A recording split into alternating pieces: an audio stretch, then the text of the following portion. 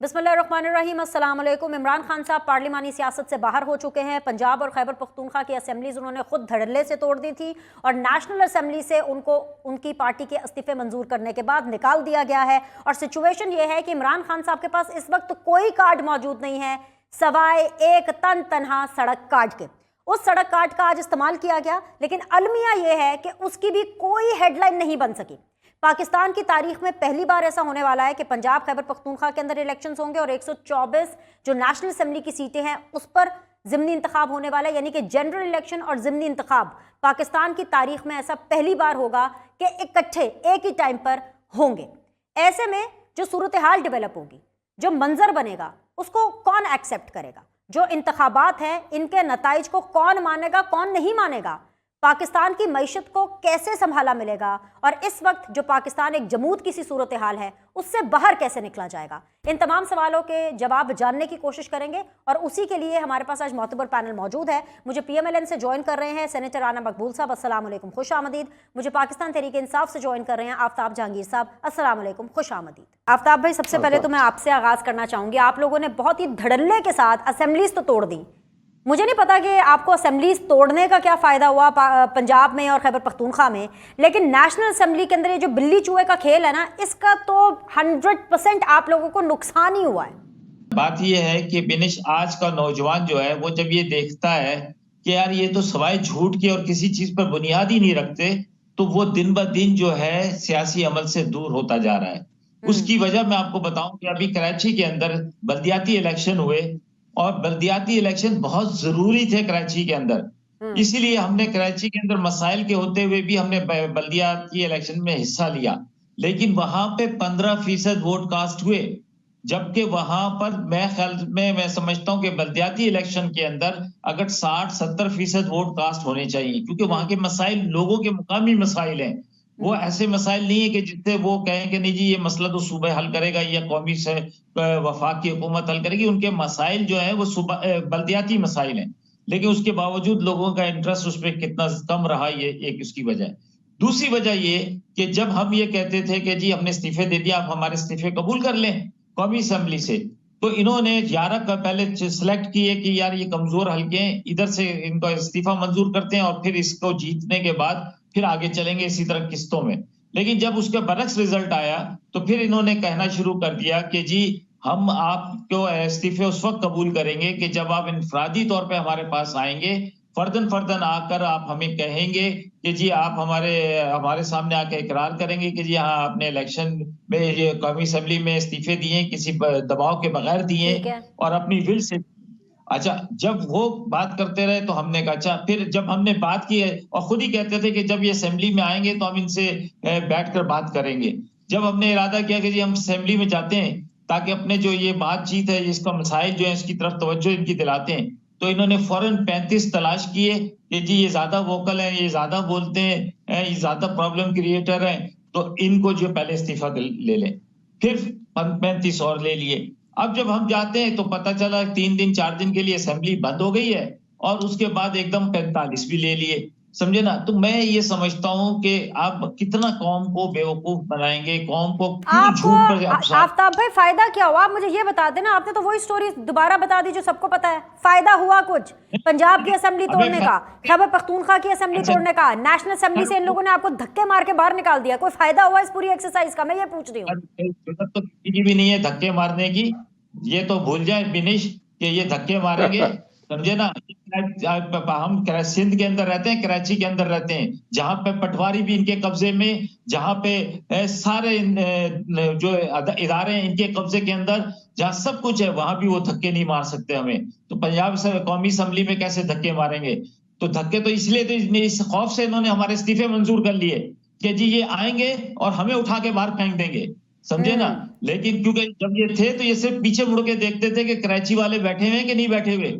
तो ये ऐसी बात नहीं है विनिश के कोई धक्का मार सकता है, लेकिन झूठ पर झूठ बोलते रहे। और यकीन करें कि आपके सामने आपके प्रोग्रामों में नहीं कहते थे कि असेंबली तोड़ दो पंजाब की और केपी की अगर तुम जनरल इलेक्शन चाहते हो।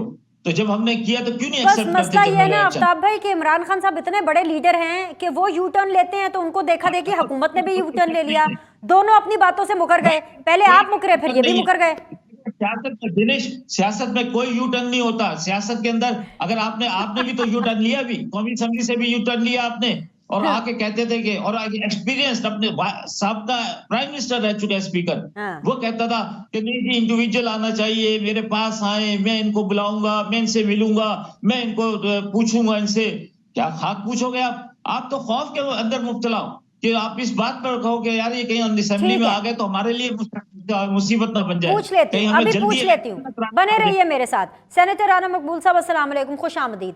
आप खौफ में मुब्तला है, आप डरे हुए हैं पाकिस्तान तरीके इंसाफ से। वैसे आपने ये अच्छा नहीं किया राना साहब, आपने वाकई ये ज्यादती की है, क्योंकि राजा साहब ने वो जो ऑपोजिशन लीडर राजा है उनकी ऑपोजिशन लीडर ही बचा ली।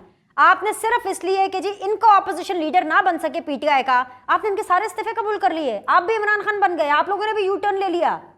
इसमें क्या दलील दी जाए? यहाँ अकेले बैठे हों और उनके तदब्बर और फरासत का कोई तकाबुल न किया जा सके, जो जहाँ भी जाएं एक ऐसा तख्लीकी कुव्वत का मुजाहरा करें कि जो खुद अपने आप को न संभाल सकें।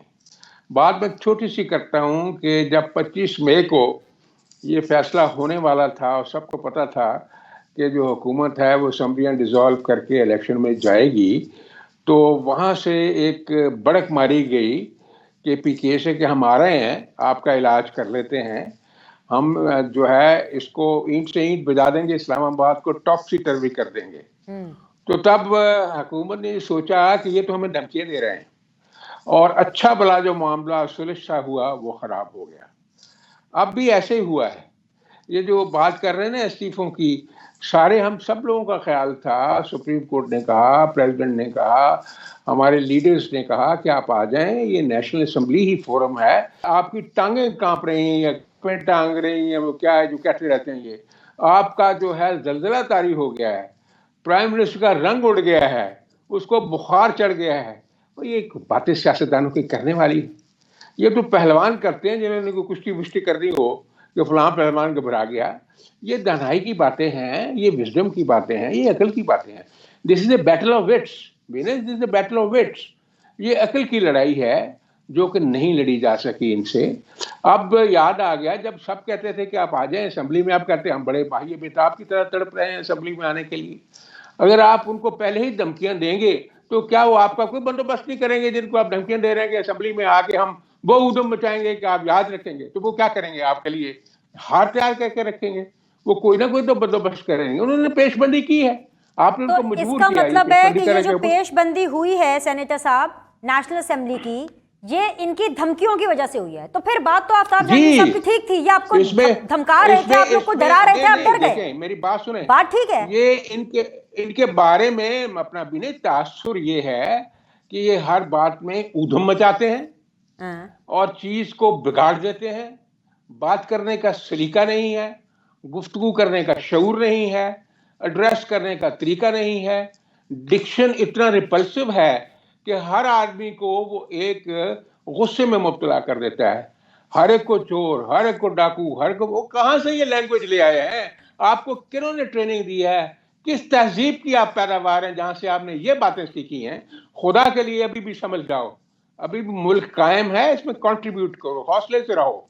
लोगों को गालियां देने से या उनको नीचे खींचने से आप बड़े नहीं हो सकते। आप अपने किरदार और अमल से बड़े होंगे। अगर आप ये समझें कि आप खुद आए हैं, तो क्या कहा है बाजवा साहब ने कि हम लेके आए हैं, बाकी दोस्तों ने क्या कहा है? तो आपकी क्या काबिलियत है, क्या बहादुरी है, क्या क्रिएटिव पॉलिटिक्स है, आपने क्या किया है? बात यह है कि आप जरा थोड़ा सा सब्र कर लें, हौसले से। अच्छा एक मिनट, इससे पहले कि आप दोनों आगे बढ़ें, आप दोनों प्लीज मेरी बात सुन लें। आप दोनों स्काइप पर हैं तो एक दफा क्रॉस कटिंग मत कीजिएगा क्योंकि आवाज दब जाती है। मैं आपको पूरा मौका दूंगी आफ्ताब जहांगीर साहब बात करने का। सेनेटर राना मकबूल साहब, आप भी तो इमरान खान साहब के फॉलोवर ही हैं ना, उन्होंने यू टर्न लिया, आपने भी यू टर्न ले लिया। सर मुझे मुकम्मल करने दें, सर मुझे मुकम्मल करने दें, मैं आप ही से जवाब ले रही हूँ। आपके लिए सवाल है, इमरान खान साहब ने यू टर्न लिया, आप लोगों ने भी यू टर्न ले लिया इस्तीफों के मामले पर। पहले आपने कहा नहीं कबूल करने, फिर आपने कर लिए। उसके बाद इमरान खान साहब ने आपको धमकाया, आप डर गए, आपने डर के अंदर आकर के उनके इस्तीफे कबूल कर लिए। इमरान खान साहब ने कुछ अरसे पहले बच्चे की शर्ट पर ऑटोग्राफ दिया, साइन किया। हमने देखा कि जो नवाज शरीफ साहब है वो भी बच्चों की शर्ट्स के ऊपर ऑटोग्राफ दे रहे हैं, तस्वीरें बना रहे हैं। तो कहीं ना कहीं आपने भी तो उनको फॉलो किया ना। ये बेतुकी सी फॉलोइंग है सर।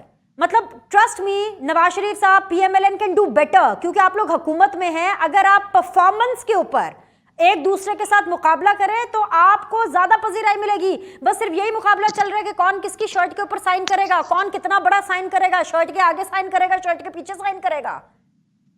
राणा साहब, ये क्या, ये कोई इशू है बिनेश के शर्ट के ऊपर साइन किया या ना किया है?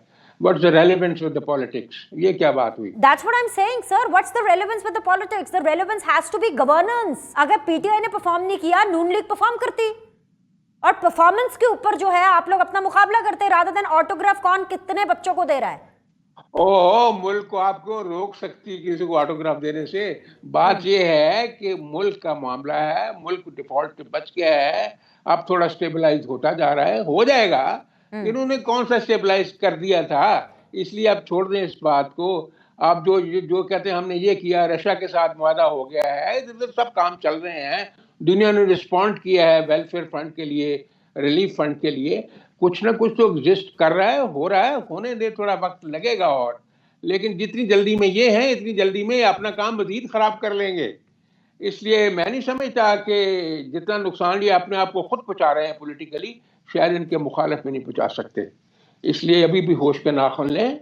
और जो मैं हमेशा रिक्वेस्ट करता हूँ, अपना डिक्शन भी बदलें, अपना लहजा भी बदलें, अपने अल्फाज का चुनाव भी बदलें, शाइस्तगी और शगुफ्तगी लेके आए। इससे हालात बेहतर होंगे, आपकी कम्युनिकेशन बेहतर होगी। सदके जाऊं मैं। वैसे सेनेटर राना मकबूल साहब, मुझे नहीं लगता है डिक्शन बदलने वाला है। इन्होंने सड़कों का रुख कर लिया है भाई। सड़कों के ऊपर कौन सा डिक्शन। अच्छा, मुझे ब्रेक लेने का कहा जा रहा है, बहुत जोर से कह रहे हैं कि जी ब्रेक ले राना काशिफ साहब। ये असल में रानास का मुकाबला हो रहा है, राना मकबूल साहब को, राना काशिफ साहब का। एक ब्रेक लेते हैं, ब्रेक के बाद वापस आएंगे, डिस्कशन को आगे लेके चलेंगे।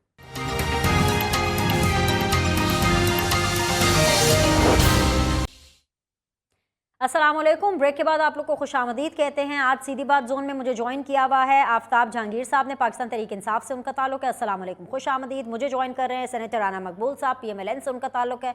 अस्सलाम वालेकुम, खुशामदीद। डिस्कशन को दोबारा रिज्यूम करते हैं। आफ्ताब जहांगीर साहब, मुझे पता है आप बहुत सी बातें करना चाहते हैं, कर लें, आपको कौन रोक सकता है, लेकिन मेरा सवाल जोड़ लीजिए, क्योंकि आप लोगों ने ना मुझे कन्फ्यूज़ कर दिया। आफ्ताब भाई, पहले आपने कहा कि आप लोग की हुकूमत गई अमरीका की वजह से, अमरीका ने साजिश की और फिर आपकी जो हुकूमत है वो चली गई क्योंकि वोट ऑफ नो कॉन्फिडेंस जो है कामयाब हो गया। फिर उसके बाद आपने कहा कि नहीं नहीं, एक्चुअली अमेरिका नहीं, पाकिस्तान के अंदर से मीर जाफर्स ने सपोर्ट किया। फिर उसके बाद आपने कहा कि नहीं नहीं, उन्होंने भी नहीं, मीडिया ने सपोर्ट किया, क्योंकि मीडिया एक पार्टी बन गई, उसकी वजह से आपकी हुकूमत गई। फिर आपने बताया कि नहीं, असल में किसी की वजह से नहीं, सिर्फ और सिर्फ फर्दे वाहिद जनरल बाजवा की वजह से आपकी हुकूमत चली गई। और अब मुझे कल से, इनफैक्ट एक्चुअली परसों से लगातार ये बताया जा रहा है इमरान खान साहब की तरफ से कि आपकी हुकूमत मोहसिन नकवी साहब की वजह से गई है।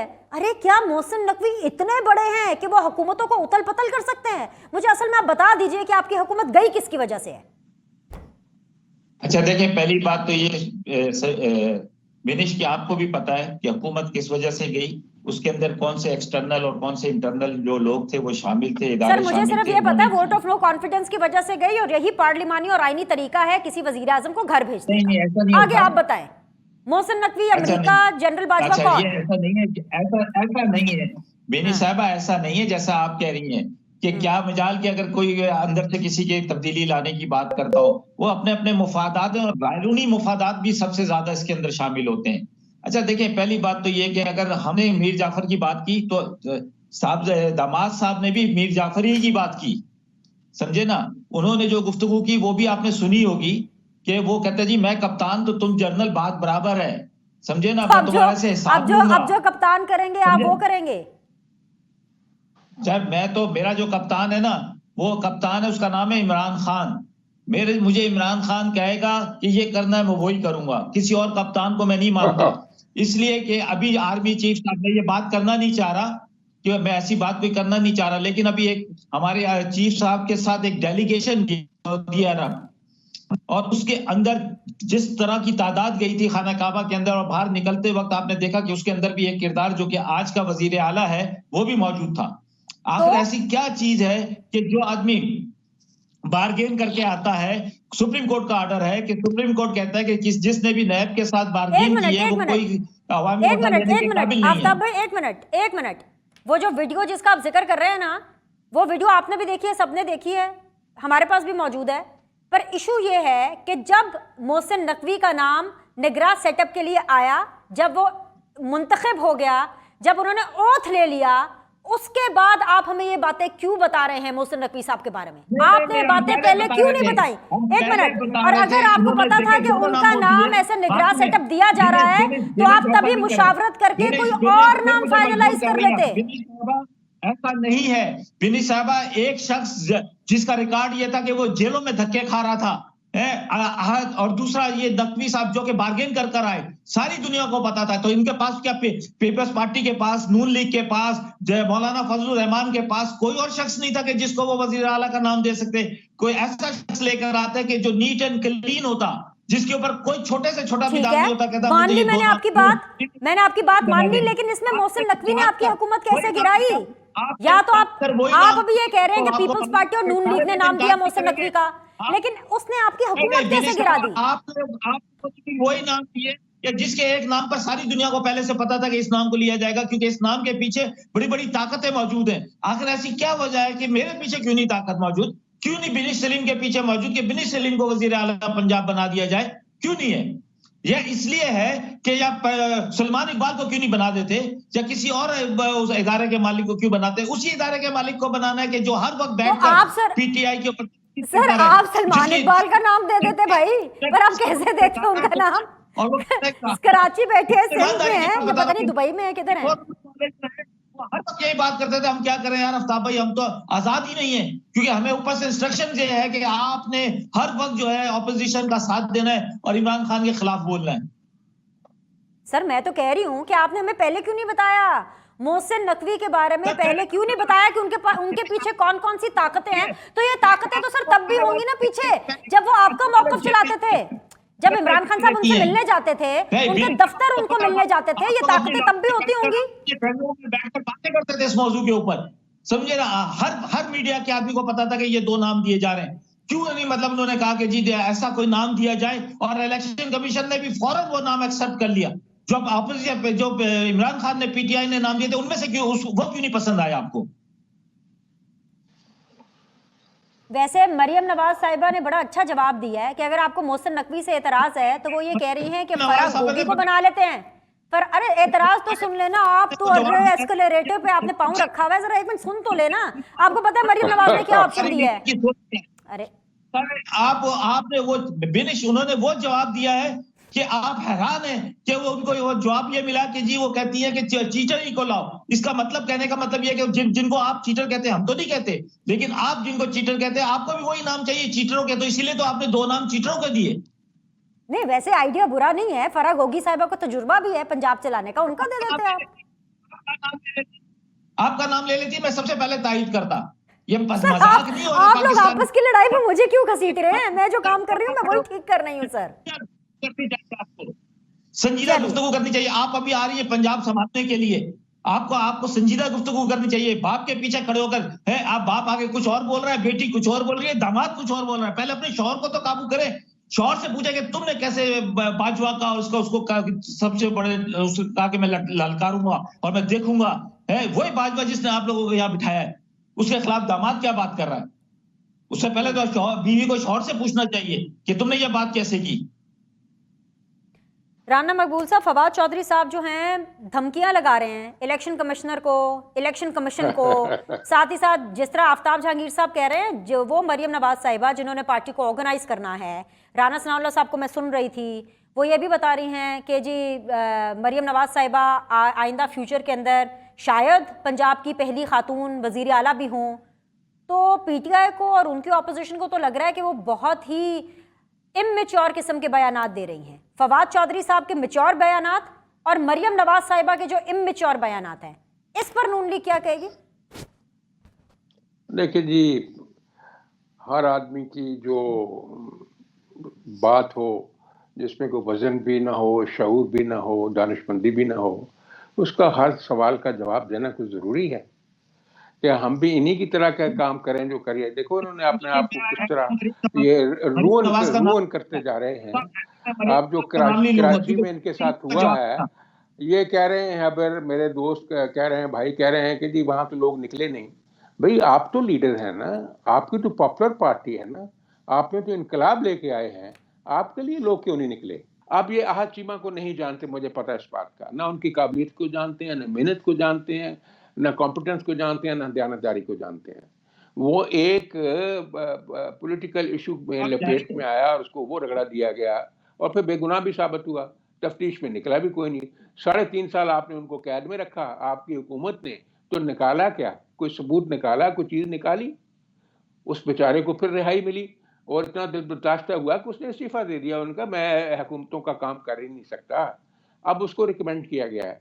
अब जर्नलिस्ट पहले भी आए हैं और वो जो थे अपने नजीम सेठी साहब भी जर्नलिस्ट थे, हसन अस्करी साहब भी जर्नलिस्ट थे, ये भी जर्नलिस्ट है। अब जो इल्जामात आप उनके लिए लगा रहे हैं, जैसे ये इन्होंने लगाया अपना प्ली बार्गेन का, ना पढ़ा है, ना उस रेफरेंस को समझा है, ना कोई लीगल ओपिनियन ली है। बाबा वो प्ली बार्गेनिंग नहीं है, उन्होंने लोन लिया था 35 लाख, वो वापस किया, वो वॉलंटरी रिटर्न है। वॉलंटरी रिटर्न जो कल्पेबल क्राइम नहीं बनता, वो मिसकंडक्ट नहीं है। 2008 में हुआ है, खुदा के लिए खुदा का खौफ खाएं, बात करने से पहले 100 दफा सोचे, बहुतान तराशी ही ना करते रहे।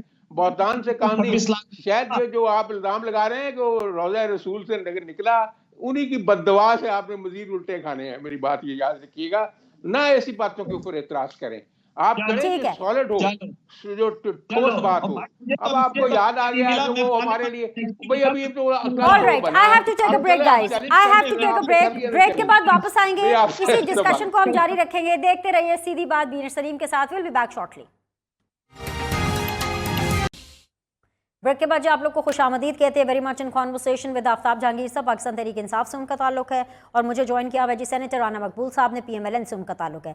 जी आफ्ताब जहांगीर साहब, ये जितनी बातें आप सेनेटर राना मकबूल साहब को कर रहे थे उस टाइम पे हमने कुछ नहीं सुना। अब आप प्लीज़ ज़रा दोबारा बोल दीजिए, आपका मौक़िफ़ ताकि सामने आ जाए, ताकि फिर मैं आपके सामने सवाल रख सकूँ कि वाई मोहसिन नकवी साहब के बारे में सारी चीज़ें अब क्यों बताई जा रही है, जब वो ऑलरेडी निगरां वज़ीर आला बन चुके हैं। फवाद चौधरी साहब उनको धमकियाँ तड़ियाँ लगा रहे हैं, हमाद अजहर साहब उनको धमकियाँ और तड़ियाँ लगा रहे हैं। ये कोई तरीका तो नहीं है ना?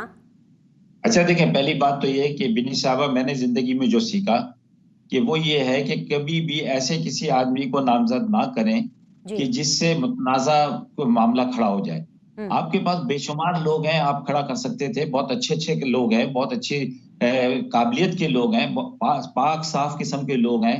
अगर नहीं मिल रहे होते तो आप बादशाही मस्जिद के इमाम को लगा देते, अगर वहां भी बात नहीं बनती तो दाता दरबार के मतवल्ली को लगा देते। मतलब कोई ऐसा आदमी जरूर ढूंढ के लाते कि जी जो सियासी भी होता है, जो मजहबी भी होता है, कोई अच्छा आदमी।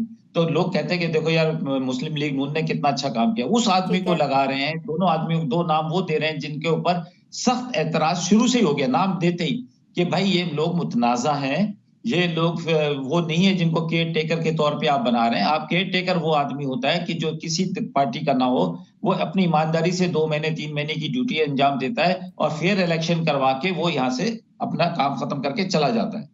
लेकिन आपने भी वो चुन के आदमी लेकर आए कि जिनके ऊपर सारी दुनिया को पता है कि जी आज चीमा के ऊपर क्या मामला चलते रहे। मोहसिन नकवी के बारे में सबको पता है कि 24 न्यूज जो है, आम आदमी से भी पूछो, वो कहते हैं यार 24 न्यूज जो है ना। एक मिनट, ये बात हो गई ना, इससे आगे बढ़े। अब देखें इंतखाबात हो रहे हैं, अप्रैल में इंतखाबात हो जाएंगे। आप मानेंगे इन इंतखाबात को, नहीं मानेंगे? आपके पास ऑप्शंस क्या है? पीटीआई के पास अब कोई ऑप्शन नहीं है। अब आगे चले ना, हो गया, बन गए वो निगरां वजीर आला, दे दिया आपने उनको धमकियां। आगे बताएं। आगे हम इलेक्शन में जाएंगे और उस वक्त भी कौम देखेगी कि किसका क्या किरदार है। लेकिन मेरा कहने का मतलब ये है कि आप इस बात से बेफिक्र रहे, हम अपनी कैंपेन भी चलाएंगे, हम इलेक्शन का बायकॉट भी नहीं करेंगे, हम इलेक्शन में जाएंगे और 2/3 अक्सरियत से हम जीत कर भी आएंगे। ये हम आपको अभी से दिला रहा हूं कि इंशाल्लाह फिर हम आपके पास दोबारा प्रोग्राम में जब बैठेंगे 3 महीने बाद, 4 महीने बाद, तो फिर दोबारा से एक MNA की हैसियत से बैठेंगे इंशाल्लाह ताला। और अगर आपकी असेसमेंट के हिसाब से 2/3 मेजॉरिटी आपको ना मिली, मतलब फॉर एग्जांपल देखिए दोनों तरफ है ना, आखिर इलेक्शन है, जीत भी हो सकती है, हार भी हो सकती है। आपने जीतने का सिनेरियो तो बता दिया, अगर हार हो गई तो फिर क्या होगा? मानेंगे इंतखाबात के नतीजे को? देखें, यही तो सबसे बड़ा सवाल है कि अगर इलेक्शन फेयर होंगे, जो अवाम को भी नजर आएगा ये फेयर इलेक्शन है, तो फिर तो बिल्कुल 100% मानेंगे, चाहे हमें वोट पड़े या ना पड़े। लेकिन जब अगर पहले से ही ऐसा तासुर आना शुरू हो जाएगा, जो आप देख भी रही होंगी, महसूस भी कर रही होंगी, लेकिन आप नहीं करना चाहती, ये उसको बयान करना नहीं चाहेंगी टीवी के ऊपर, आप भी आजाद रहना चाहती होंगी, तो वरना अगर अगर आप ईमानदारी से प्रोग्राम करेंगी तो बताएंगी कि भाई ये कमजोरियां हैं इस वक्त निगरान हुकूमत की।